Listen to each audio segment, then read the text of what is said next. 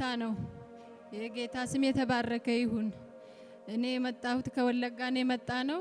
ስሜ ብዙአየሁ ጥላሁን እባላለሁ። በዚህ ቤትና በቴሌቪዥን የሆነልኝ ብዙ ነገር አለ። እሱ መጀመሪያ ላይ 2015 ዓመተ ምህረት 3 ልጆች ተመርቀው ነበር ያሉ የኛ ልጆች ማለት ነው። ካለ ስራ አንዱ 2010 አንዱ 2012 አንዷ 2013 ተመርቀው ሶስቱም ስራ ሳያገኙ ተቀምጠዋል። በሄድኩበት ገባ ሲሄድ የትም ቦታ ሰው ጋር ሲሄድ ልጆች ስራ ገቡ አልገቡም፣ ልጆች ስራ አገኙ አላገኙም። አፈርኩ። መጨረሻ ላይ አለቅስ ነበር በጌታ ፊት በጣም እያለቀስኩኝ። መጨረሻ ላይ ምርር አለኝና ከዛሬ በኋላ ሰዎች ሲጠይቁኝ አዎ አላቸው ገብተዋል ይላለው ብዬ ወሰንኩ። ልጆቼ ስራ አግኝተዋል ይላለው እንጂ ከዚህ በኋላ ሲጠይቁኝ ስራ የላቸውም አልልም። አታሳፍርም ጌታ አንተ ደግሞ ከኔ ጋር አለህ ብዬ ይሄንን ወስኜ ስቀመጥ አሁንም 2015 ላይ ተፈተኑ። ብዙ ፈተና ተፈትነዋል። ኢንተርቪው አድርገዋል አላገኙም ነበረ። ከዛ በኋላ 2015 ጥር ላይ ወደ ጥር 15 ቀን ነው መሰለኝ ሐዋርያው በቴሌቪዥን ለአንዳንዶቻችሁ በዚህ ወር ለአንዳንዶቻችሁ ደግሞ በሚቀጥለው ወር የምስጋና ቀን አለ በቤታችሁ እያለ ያውጅ ነበረ። ከዛ እኔ ደግሞ አሜን ብዬ ከልቤ ተቀብዬ እግዚአብሔርን ስጸልይ 2015 6ኛ ወር በ15 ቀን ልጆቼ ኢንተርቪው አድርገው የተቀመጡትን ሁለተኛውና ሶስተኛዋ ልጄ ስራ ገቡ። እግዚአብሔርና ባካችሁ ለጌታ ክብር እልልታ ጭብጨባ። በብዙ ድካም በብዙ ልፋት ያልተከፈተ በር በእምነት ግን ሐዋርያው የሚናገረውን ቃል እናት ለልጆቿ አምና ተቀበለች።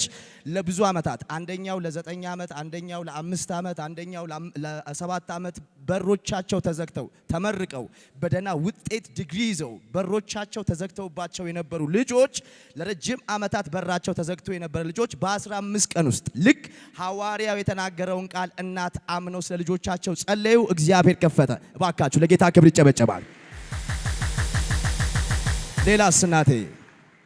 ሌላ ደግሞ 2016 ላይ ሳል ያዘኝ። በጣም መጥፎ ሳል፣ ሰው ፊት ማልቆምበት፣ ክላስ ማልገባ፣ ታክሲ ውስጥ አልገባም፣ ሌሊት አልተኛም።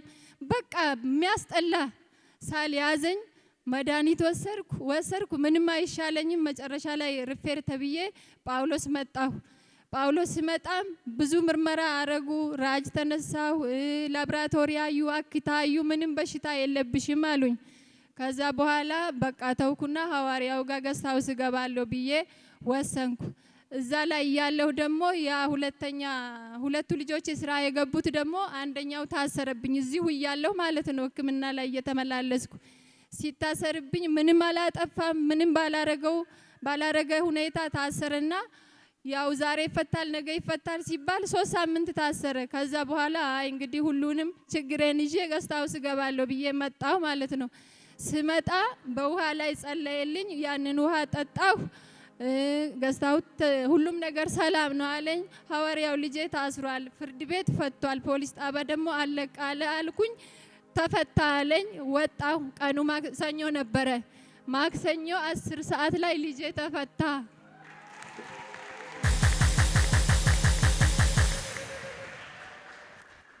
በዛ ሁኔታ ላይ ሳሉም የት እንደደረሰ አላቅም። ሳሉም ቆመ። እድሜ ልክ የሚያመኝ ራስ ምታት ማይግሪን ነበረብኝ። እሱም ቀጥ አለ። መድኃኒትም ተቋረጠ።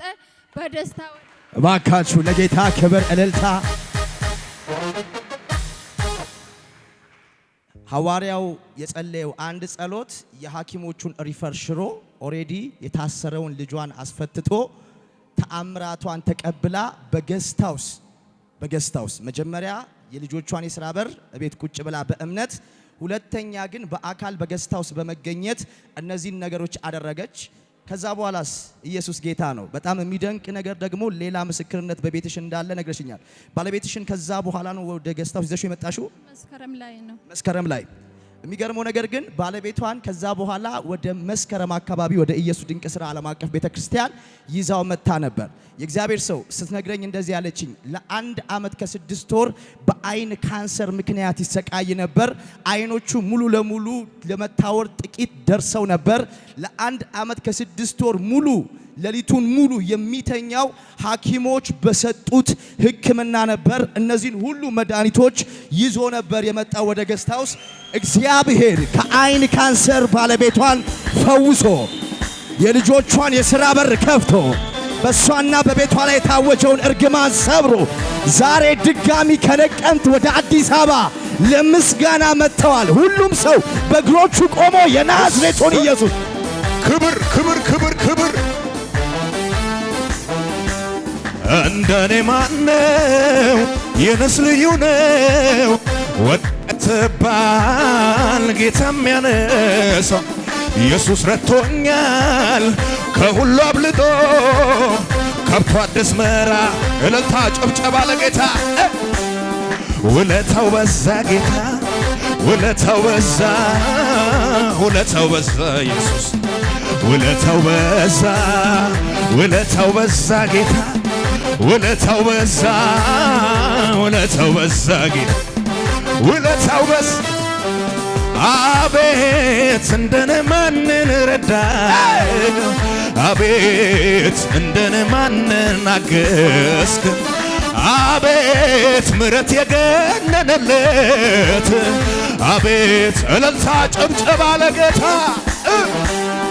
ውለታው በዛ ጌታ ውለታው በዛ ውለታው በዛ ኢየሱስ ውለታው በዛ ውለታው በዛ ጌታ ውለታው በዛ ውለታው በዛ ጌታ ጭብጨባ ለጌታ ምነው ይበጃል ወይ ሰማ ማለት ምነው ይሄ ሁሉ ተደርጎለትማ ምነው ሌላ ቃላት በተገኘ ነው ልበበል ጭብጨባ ምችላል ያስታወቀብኝ የተገለጠ የሱን መልካምነት አልችልም ልደብቅ አቅም የሆነ ብርታት የሆነ ኃይል የሆነ እስ እንዳደረስ መለከት ለምሻ ጩኸት ልንሳ ለጌታ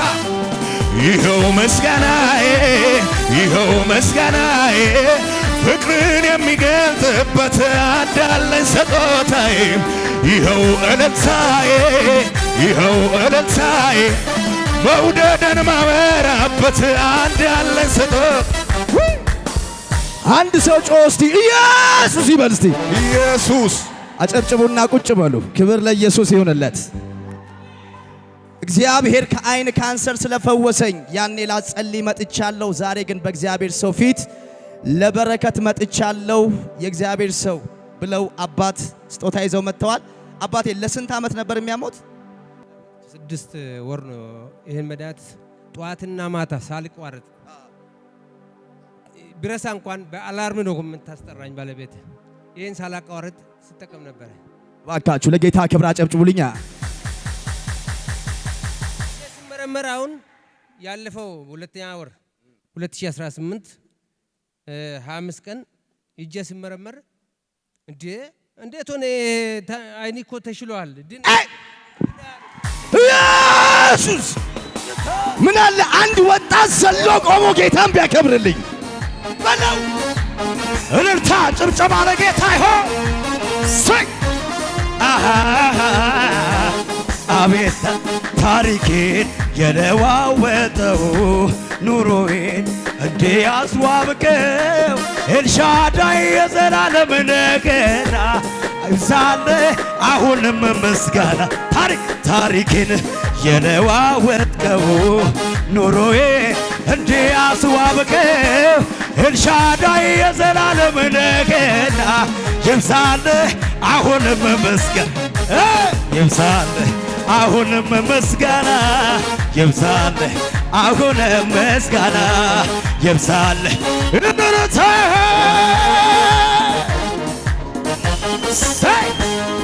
ማህተቤን ፈታ ቀንበሬን ሰበርከው የዕዳ ጽሕፈቴን ባንዴ ደመሰስከው ጨለማዬ በርቷል ነፃ ወጥቻለሁ አመሰግንሃለሁ አመሰግንሃለሁ አመሰግንህ እልልታ ይጨመርበትና ታሪኬን የለዋወጥከው ኑሮዬን እንዲህ ያስዋበከው ኤልሻዳይ የዘላለምን ጌታ ያክብራችሁ።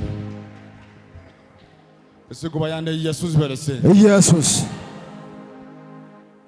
ሰይ ምን ይባላል? ድንቅ ነው። ማነው በጩኸት የሚያግዘኝ?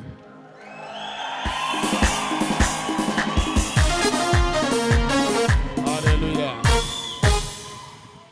የታለ ያሁኑ መድኃኒት? ጌታ መልካም አይደለም? የኛ ጌታ ያስረሳል፣ መከራን ያስረሳል።